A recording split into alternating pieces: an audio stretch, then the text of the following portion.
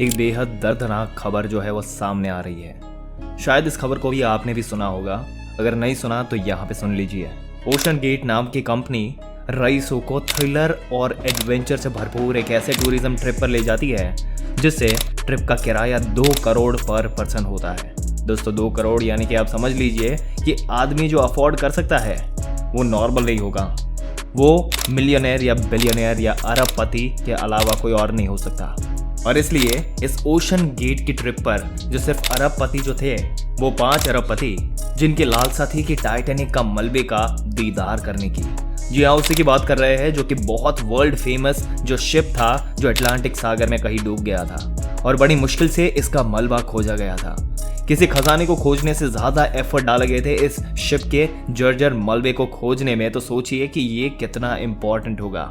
बहरहाल इन अरबपतियों की लालच थी कि उस टाइटैनिक के मलबे को एक बार देखे और उसमें मदद की उनकी ओशन गेट कंपनी, ऐसी कंपनी जो कि टाइटैनिक के मलबे तक ट्रिप ऑर्गेनाइज करती है। और दोस्तों आप समझ सकते हैं कि टाइटैनिक कोई ऐसी वैसी जगह नहीं डूबी जहां कोई भी आ जा सकता है।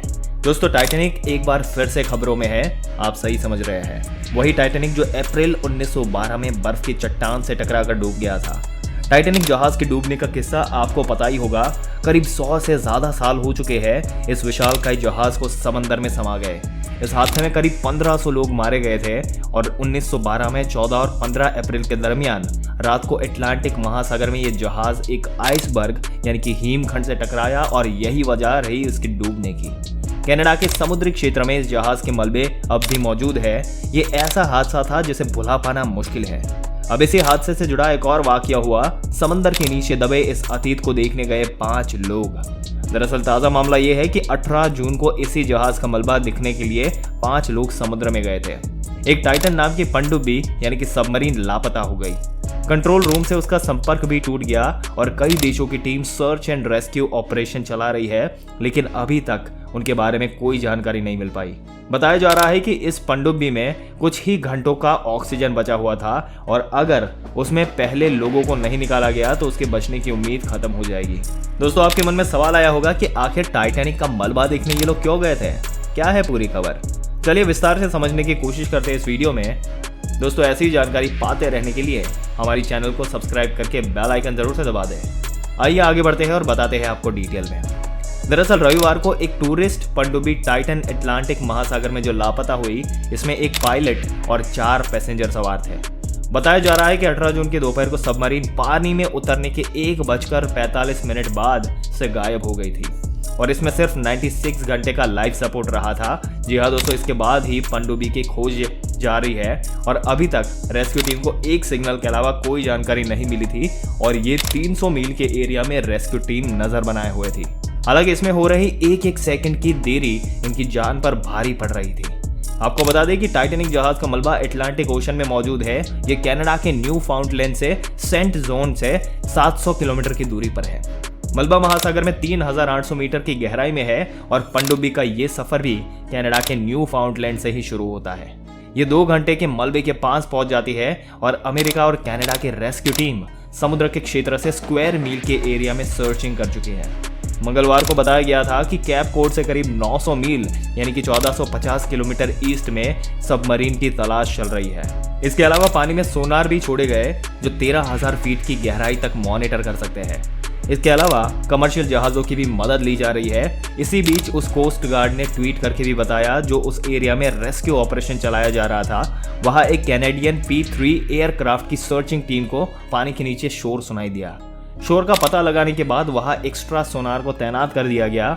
बता दें कि सोनार एक ऐसी टेक्नोलॉजी है जो पानी के अंदर या सरफेस पर चीजों का पता करने के लिए साउंड का इस्तेमाल करती है। एक्सपर्ट्स का मानना है कि अगर टाइटन पनडुब्बी सी लेवल पर है तो उन लोगों को बचाना इम्पॉसिबल होगा।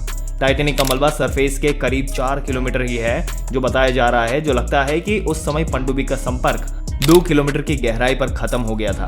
बताया जा रहा था कि वहां पर नीचे काला घना अंधेरा है और जमा देने वाली ठंडी और समुद्री कीचड़ जो फंसते हैं। ये भी कहा जा रहा है कि पनडुब्बी में कोई दरार हो सकती है जिसके चलते पानी के अंदर समा सकती है।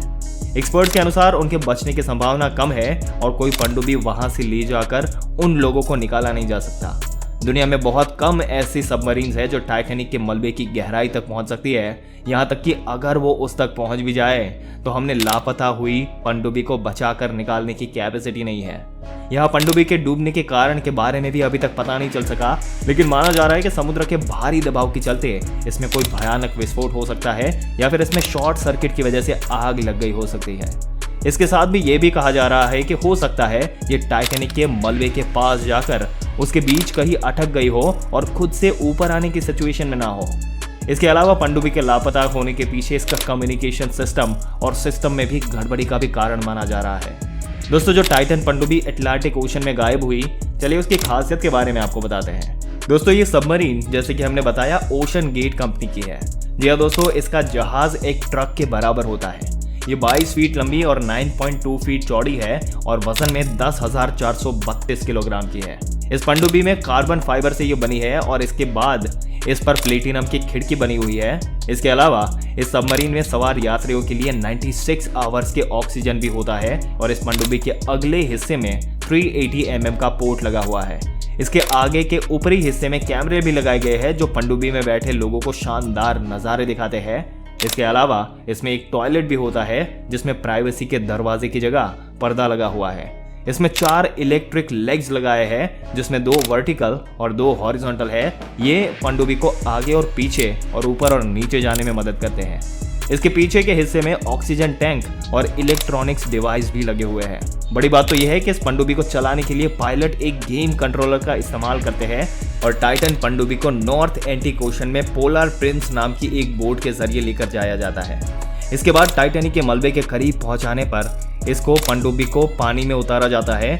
इसके बाद एक बार में 4 से 5 यात्रियों को बिठाया जा सकता है और इसके बाद ये सबमरीन 4000 मीटर की गहराई में पड़े टाइटैनिक के मलबे की ओर रवाना हो जाती है।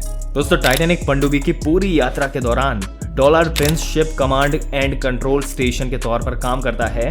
टाइटैनिक का मलबा देखने के लिए हर टूरिस्ट को लगभग 2 करोड़ रुपए देने होते हैं। ये सबमरीन समुद्र में रिसर्च एंड सर्वे के भी काम आता है और इस पनडुब्बी में सवार 5 लोग कौन थे, अगर उनके बारे में बताए तो ये ओशन गेट के सीईओ स्टॉकटन रश, पाकिस्तान मूल के अरबपति शहजादा दाऊद और उनके बेटे सुलेमान दाऊद, हामिश हार्डिंग और पोल हेनरी नार्जियोलेट शामिल थे।